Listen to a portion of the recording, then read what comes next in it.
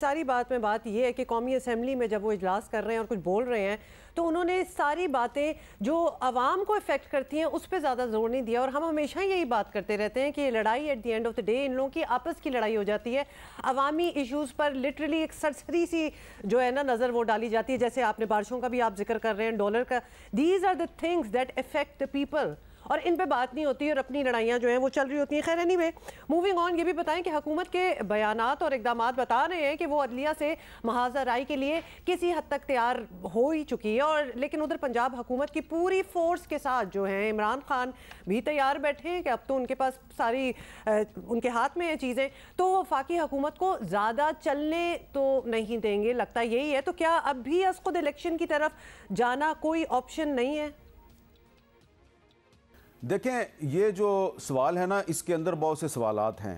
पहली बात तो ये है कि आज सुप्रीम कोर्ट बार एसोसिएशन और Sindh high court bar association और पाकिस्तान की बहुत सी जो बार कौंसलें हैं, उन्होंने जो जुडिशल कौंसल कमीशन का इजलास हो रहा है इस्लामाबाद में, उसके ख़िलाफ़ एहतजाज की कॉल दी हुई है। और बहुत से जो कानूनी माहिरीन है, आइनी माहिरीन है, वो ये समझते हैं कि ये एहतजाज की कॉल दुरुस्त है, क्योंकि जो जुडिशल कमीशन है उसमें जो चीफ जस्टिस ऑफ पाकिस्तान है जस्टिस उमर अता बंदयाल साहब, वो सिंध हाई कोर्ट और लाहौर हाई कोर्ट के कुछ जूनियर जजेस को सुप्रीम कोर्ट में लाना चाहते हैं। तो इस पर बड़े तहफ़्फ़ुज़ात हैं लोगों के। तो इसका फ़ायदा उठाने की कोशिश कर रही है वफाकी हुकूमत कि अगर बार कौंसल्स जो हैं वो भी सुप्रीम कोर्ट से नाराज़ हैं तो हम भी इसमें अपनी आवाज़ शामिल कर लें, ताकि जो हमारे ख़िलाफ़ परसों फैसला आया था सुप्रीम कोर्ट का, जिससे परवेज़ लाई साहब पंजाब के चीफ मिनिस्टर बन गए, तो एक पॉइंट स्कोरिंग नज़र आ रही है। बार कौंसल्स का जो पॉइंट ऑफ व्यू है वो ज़रा डिफरेंट है, और जो शहबाज शरीफ साहब की हुकूमत का जो शिकवा शिकायत है सुप्रीम कोर्ट के साथ, वो उसके पीछे सियासी मामलात हैं, उसका पस मंज़र सियासी है। और दूसरी तरफ हम देख रहे हैं कि इमरान खान साहब जो हैं वो भी कुछ दिन पहले तक सुप्रीम कोर्ट पर तनकीद कर रहे थे, अब वो सुप्रीम कोर्ट को डिफेंड कर रहे हैं। तो मैं समझता हूँ कि इस वक्त जो सूरत हाल की नज़ाकत है उसका एहसास करते हुए वफाकी हुकूमत को और पंजाब की नई हुकूमत को रास्ता निकालना चाहिए, एक दूसरे के साथ मिलकर चलना चाहिए। ये पहली दफ़ा नहीं हुआ कि वफाक में एक पार्टी की हुकूमत है और पंजाब में किसी दूसरी पार्टी की हुकूमत है। ये पहले भी होता रहा है, 1988 में भी हुआ, ऐसा 2008 में भी था, और अब 2022 में हम दोबारा देख रहे हैं।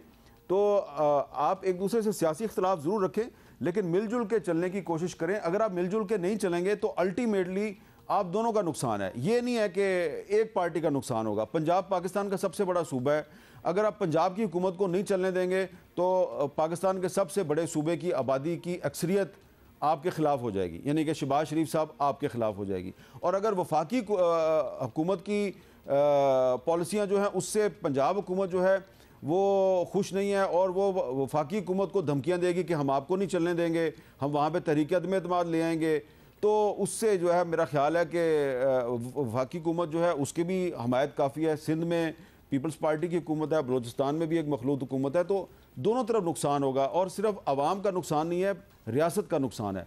इसलिए मैं यही कहूँगा, सुबह सुबह का वक्त है, आप मॉर्निंग शो कर रहे हैं, हंसते मुस्कुराते अपने प्रोग्राम का आगाज़ करते हैं, तो आप भी ज़रा हंसते मुस्कुराते हुए शहबाज शरीफ साहब को और परवेज़ लाई साहब को ये अपील कर दें, मेरी आवाज़ में आवाज़ मिला के, कि भाई आप एक दूसरे से इख्तलाफ ज़रूर करें, एक दूसरे के ख़िलाफ़ अदालतों में मुकदमात ज़रूर दायर करें, लेकिन एक दूसरे को धमकियां ना दें। एक कह रहा है कि मैं आप पंजाब में गवर्नर राज लगा दूंगा, दूसरा कह रहा है कि मैं आपका पंजाब में दाखिला बंद करा दूंगा।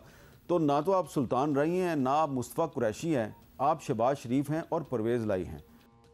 वेरी राइटली सर, बहुत शुक्रिया हामिद मीर साहब। तो हम भी आपकी आवाज़ में आवाज़ मिला के, और हम तो पहले से ही कहते हैं कि प्लीज़ एक बेसिक कोडियल वर्किंग रिलेशनशिप कायम कर लें, क्योंकि इस मुल्क के ही हालात देख लें और आवाम के ही हालात देख लें और इकॉनमी के ही हालात देख लें। इससे पहले 2008 वाली सूरत हाल तो हमें बखूबी याद है, मतलब 88 वाला सर्टनली हमने नहीं विटनेस किया खुद बजाते खुद, लेकिन वहाँ पे भी पंजाब में PMLN की हुकूमत थी, वफाक में पीपल्स पार्टी की हुकूमत थी। अब एक तो वहाँ पे भी वो जैसे कहते हैं ना, हल्की पुल्की मौसीकी होती रहती थी, चलता रहता था मामला। आपको याद है गवर्नर सलमान तासीर और वो सारा मामला। अब भी ज़रा एटलीस्ट कोडियल वर्किंग रिलेशनशिप तो होना चाहिए। अच्छा, I am not even going to make that plea, नहीं होने वाला।